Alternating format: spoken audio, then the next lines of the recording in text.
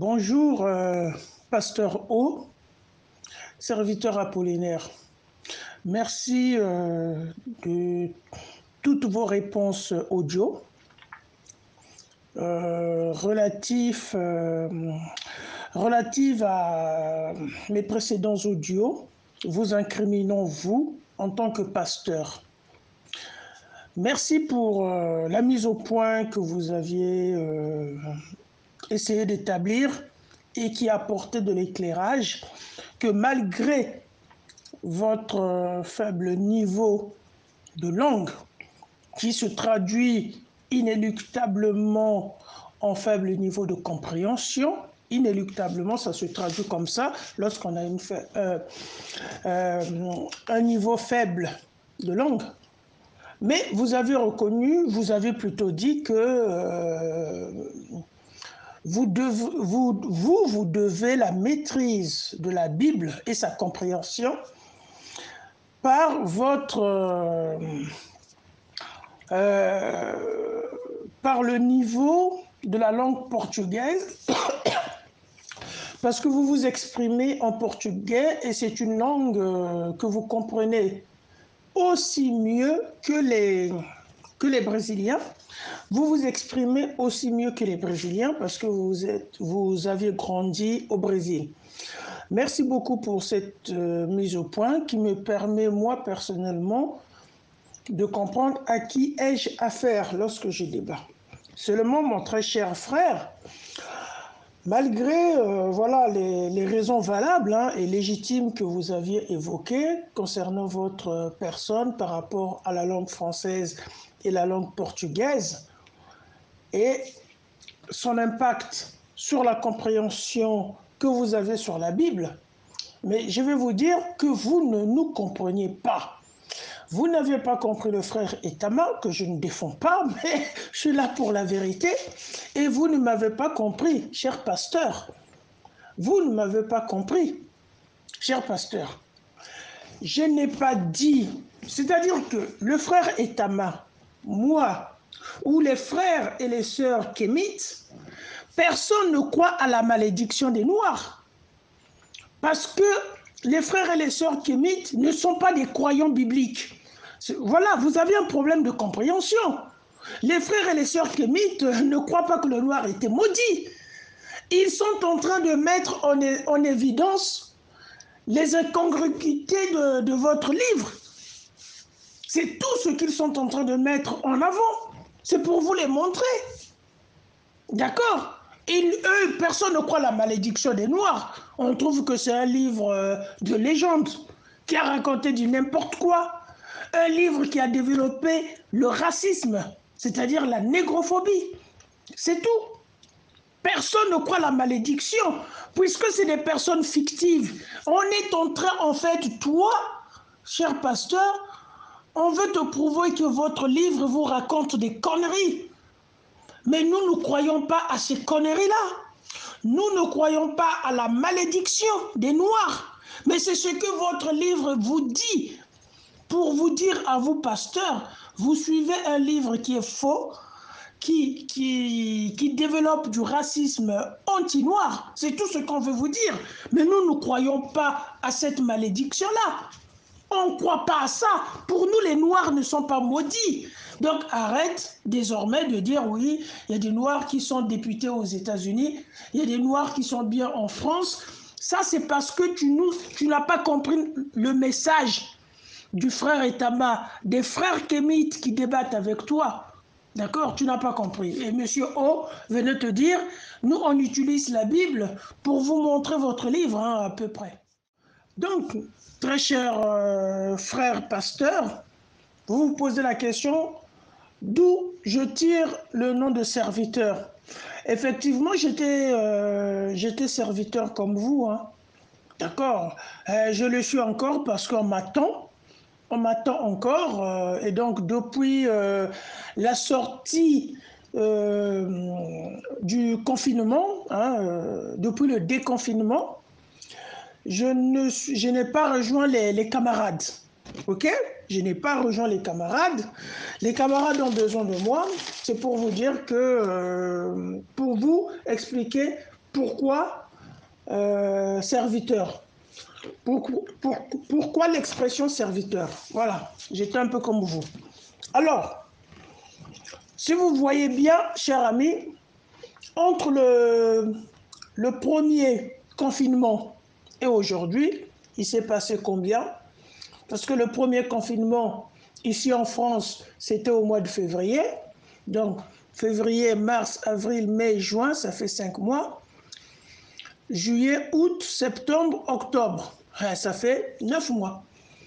Depuis le premier confinement. Bon, bref. Mais là, j'ai dit c'était la sortie du confinement. Donc, le premier déconfinement, c'était au mois de juin. On va dire juin, juillet, août, septembre, octobre. 5 mois. Voilà, 5 mois. Donc, 5 mois que je n'ai pas retrouvé les camarades. Si je vous pose la question, quelles sont les méthodes scientifiques que vous utilisez pour faire l'exégèse de la Bible? Vous allez me parler de l'Esprit Saint peut-être. C'est là où vous êtes tous des ridicules. Ok? Donc, je maîtrise la Bible mieux que vous. Je préfère vous le dire. Maintenant, très chers frères, moi, vous dites que le frère Etama a parlé des blancs qui ont été brûlés par le soleil. Et moi, j'ai dit, Noé n'est pas noir, il a fait un enfant noir. Donc, vous êtes en train de mettre le frère Etama et moi en porte-à-faux. Vous êtes en train de nous mettre en porte-à-faux pour pouvoir justifier qu'on n'a pas la compréhension de la Bible, pour pouvoir justifier que nous racontons du n'importe quoi, parce qu'effectivement, nous sommes contradictoires sur ce point-là. C'est ce que vous estimez développer.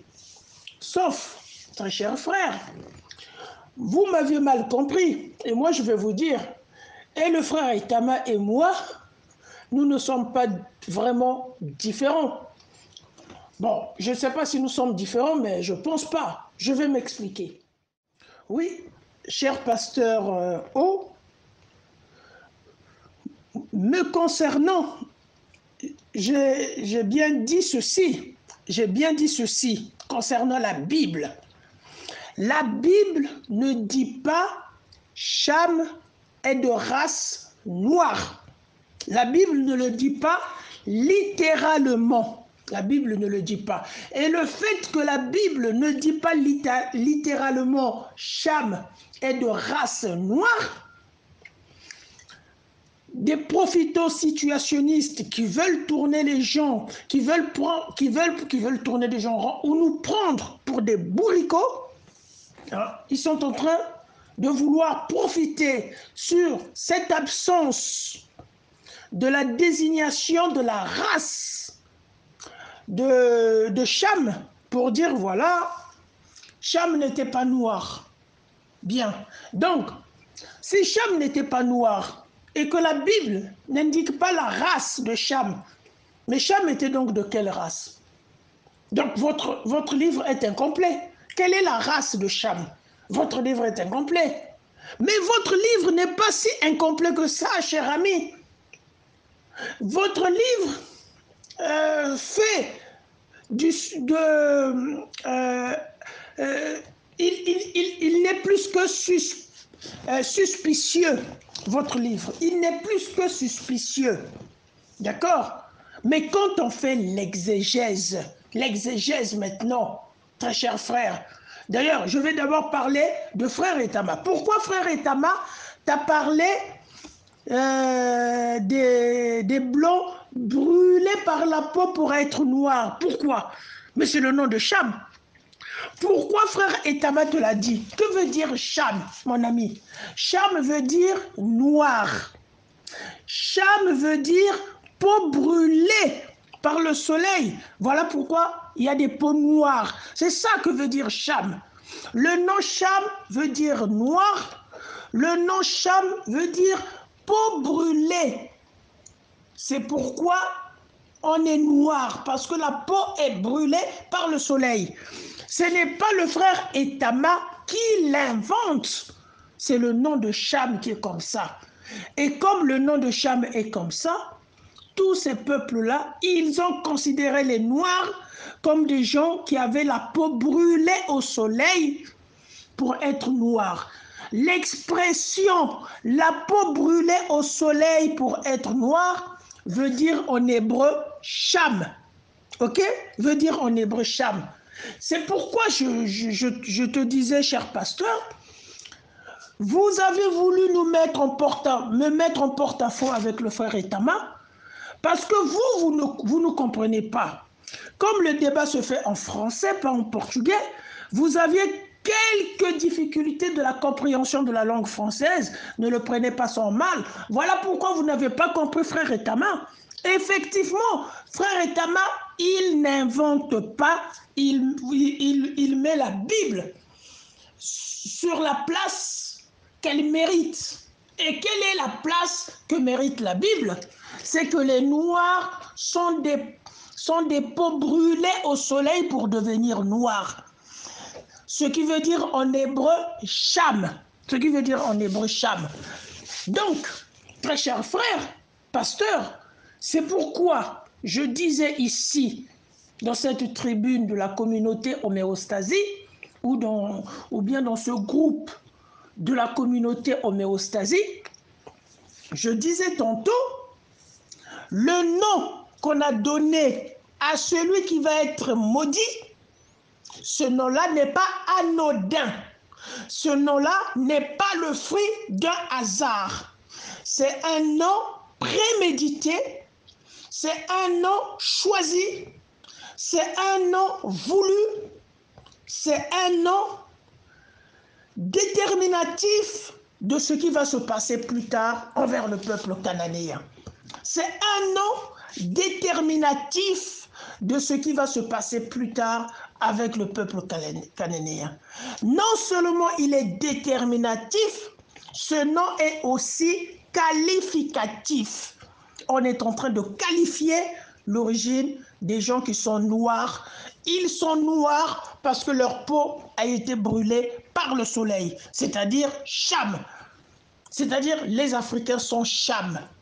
Les Cananéens sont Cham. Cham veut dire peau brûlée par le soleil, voilà pourquoi ils sont noirs.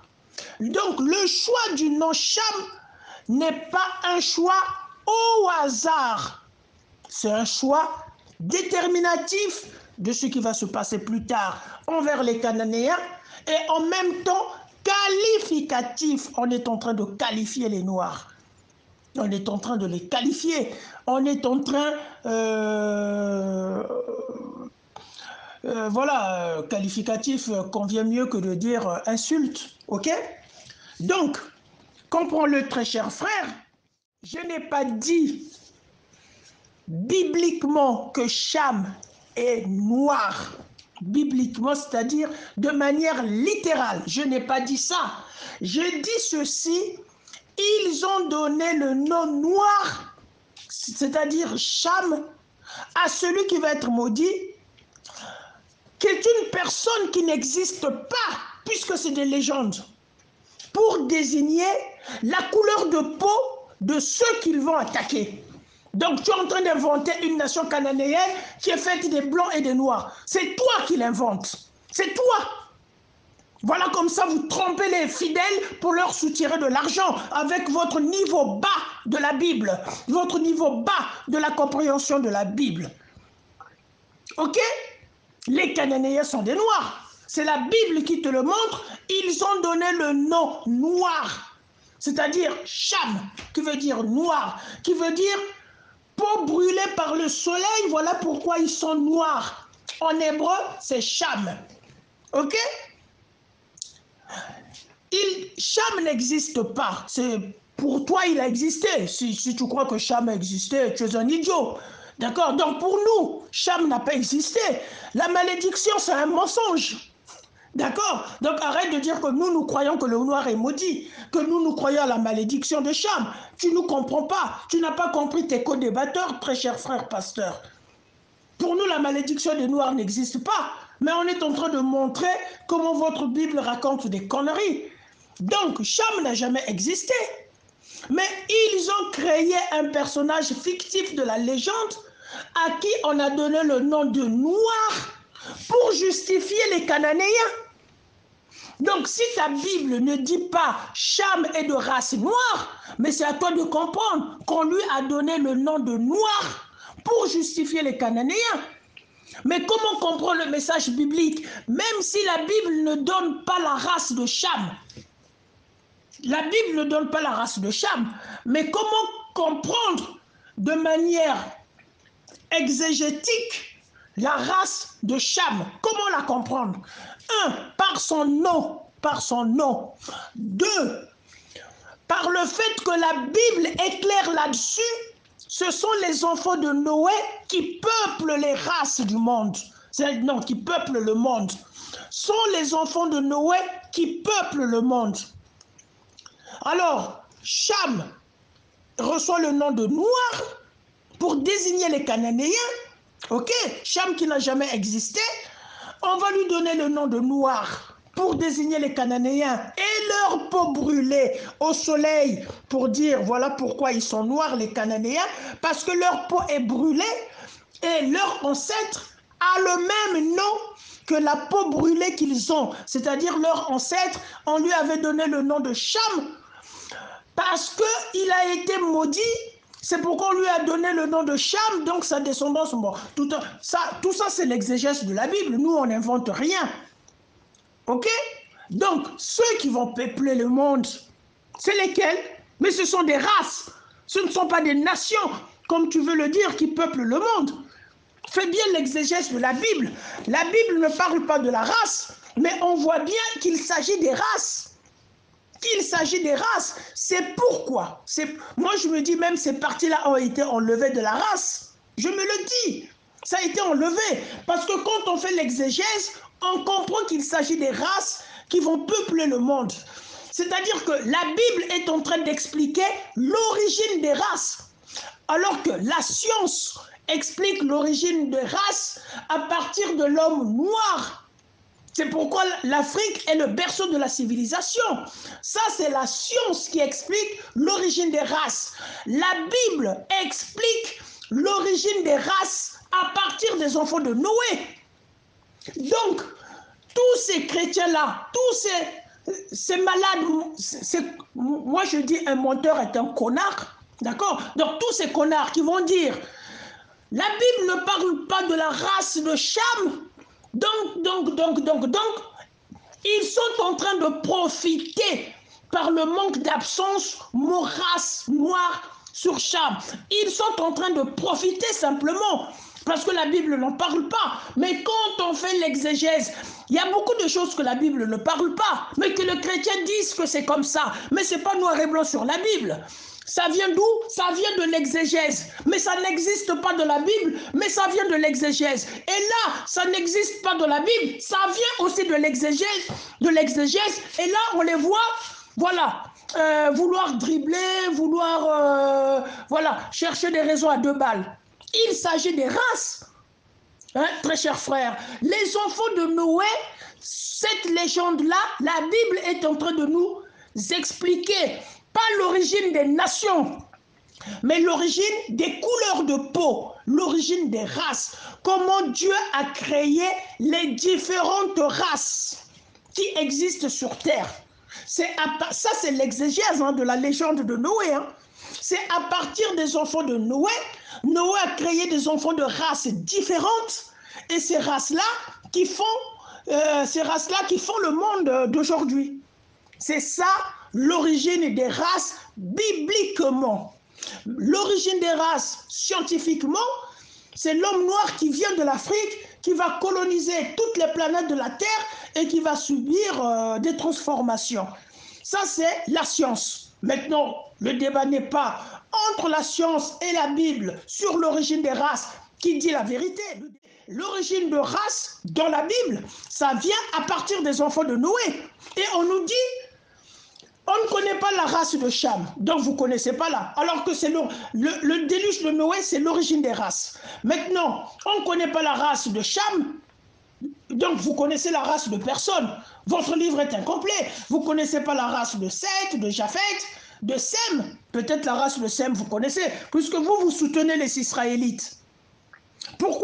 Attends, pourquoi les Israélites, on les appelle des Sémites?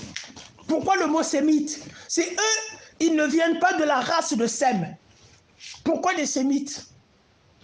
On est bien dans des races.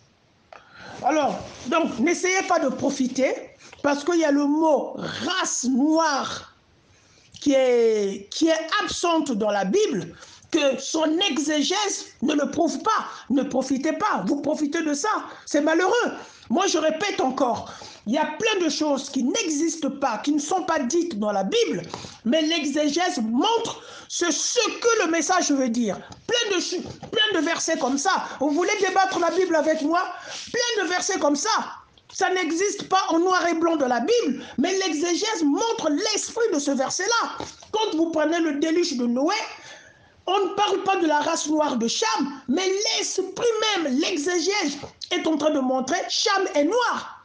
C'est pourquoi je vous ai dit, pourquoi Cham est noir dans la Bible? Dans la Bible. Parce qu'on lui a donné déjà le nom de Cham. Et la définition de Cham qu'on lui donne pour désigner les Cananéens, c'est peau brûlée au soleil, voilà pourquoi ils sont noirs. Ça, c'est la définition étymologique de Cham. Peau brûlée au soleil pour devenir noir. Ok? C'est le nom qu'on attribue à Cham dans cette exégèse qui est en train de nous montrer l'origine des races qui va peupler des races, les races qui vont peupler le monde, ou l'origine qui va peupler, voilà. D'accord? Donc voilà, très chers frères pasteurs, ne vous embourbez pas, d'accord, hein? Essayez d'élever votre niveau biblique un peu plus haut. Ce n'est pas anodin, très chers frères, que le deuxième livre de Maccabée établit la table des nations. Ah, là, le mot nation revient. Et là, nous sommes toujours dans des traductions.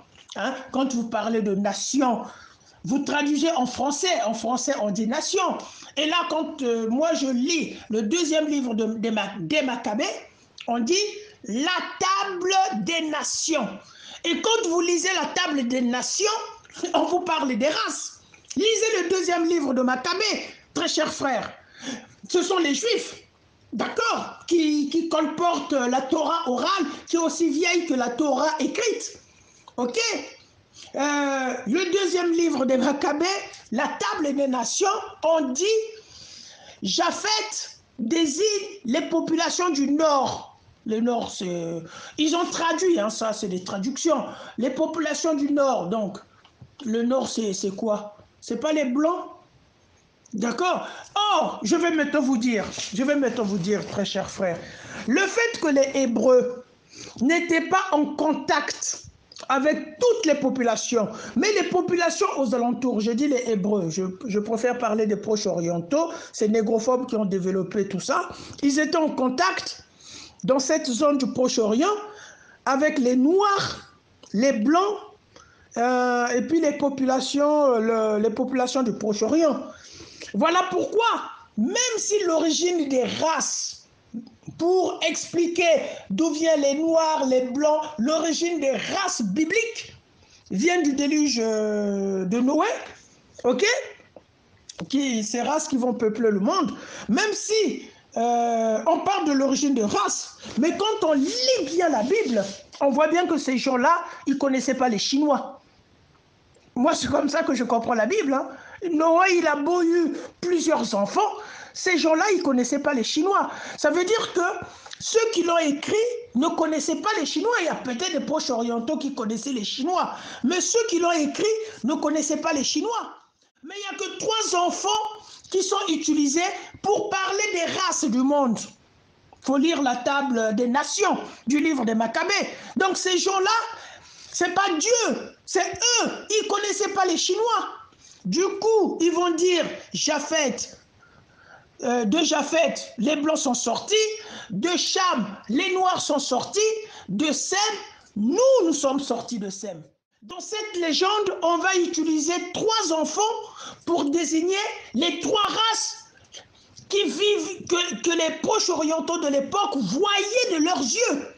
Les proches orientaux de l'époque qui ont écrit cela n'ont jamais vu les Chinois.